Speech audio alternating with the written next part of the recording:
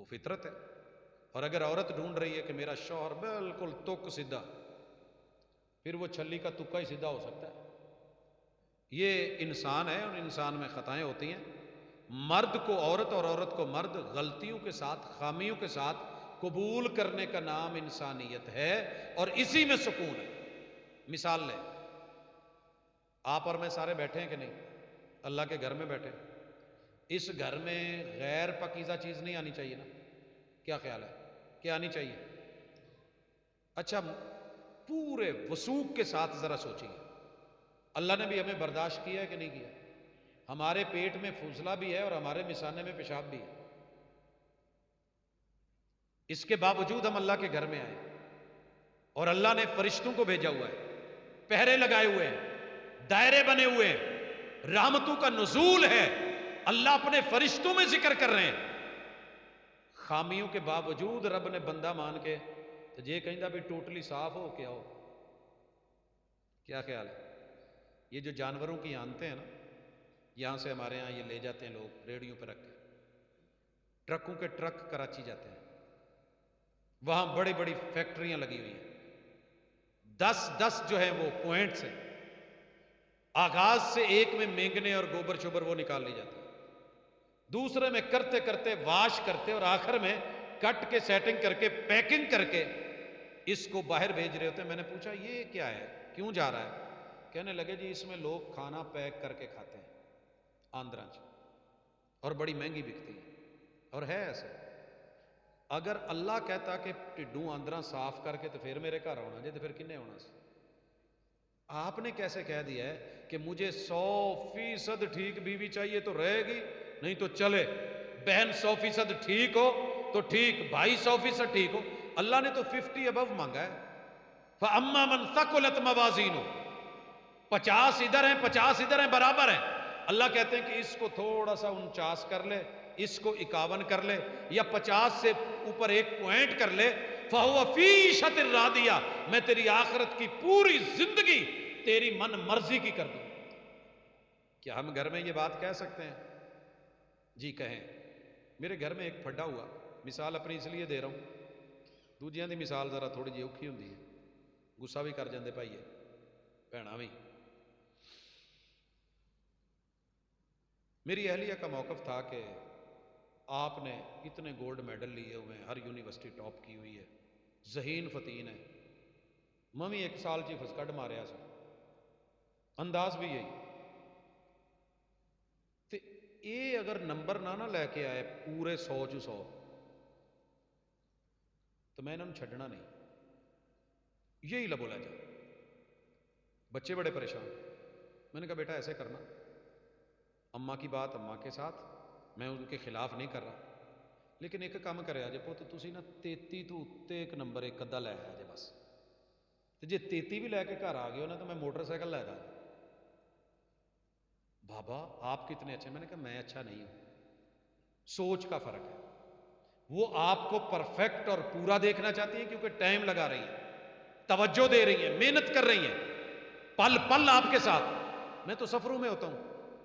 تو بابا وہ 33 والا اور 99 والا یہ کیا پرابلم ہے؟ میں نے کہا بیٹا کوئی بات نہیں، جتنا رکھا ہے آپ پڑھتے تو ہیں نا، جاتے تو ہیں نا، بیٹھتے تو ہیں. جی بابا. تو پھر بیٹا کوئی پریشانی کی بات نہیں. اب انہیں جتنا ماں کا ایک طرف ڈر ہوتا ہے دوسری طرف خوشی بھی ہوتی ہے کہ بابا نے کہہ دیا کوئی بات نہیں آپ ٹھیک ہے ایسے، تو اتنی سختی مت کریں کہ بچے ٹوٹ جائیں. نرم چیزوں کو نرم ہی رہنے دیں. لا تکسر القواریر، ہم قانون بناتے ہیں، انسانوں کو توڑ دیتے ہیں، قانون نہیں توڑتے. کیوں بھائی؟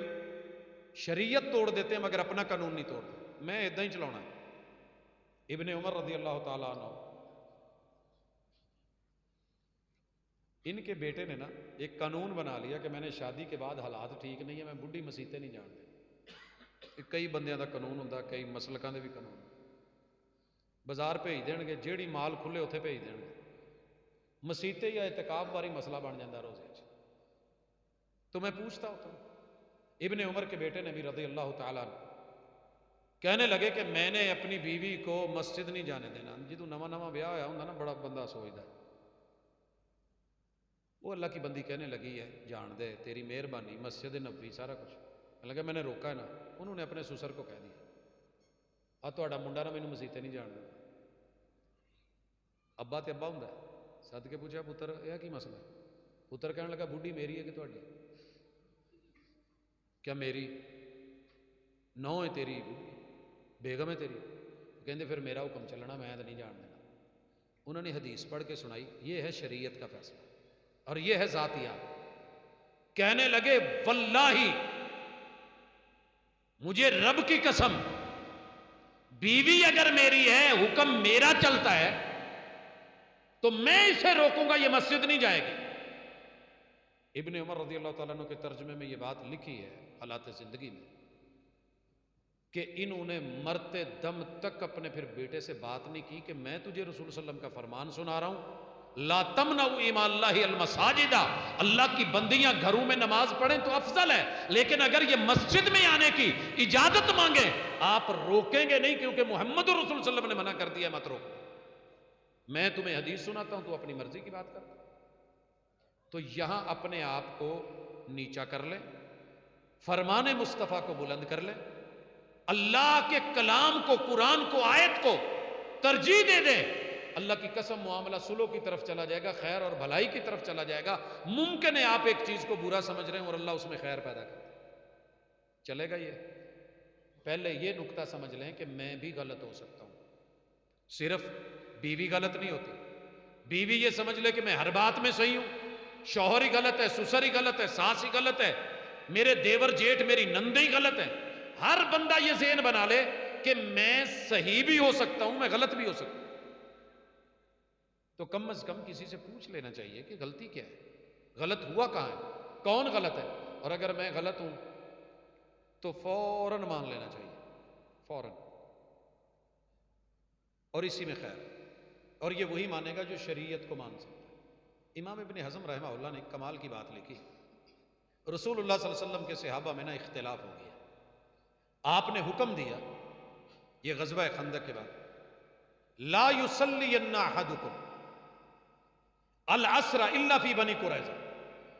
میرے جتنے بھی صحابی ہیں آپ نے ہتھیار بھی نہیں اتارنے اوزار بھی نہیں چھوڑنے لباس بھی نہیں بدلنا گھر بھی نہیں جانا. آپ نے سیدھا جا کے عصر پڑھنی ہے کہاں بنی قریظہ میں.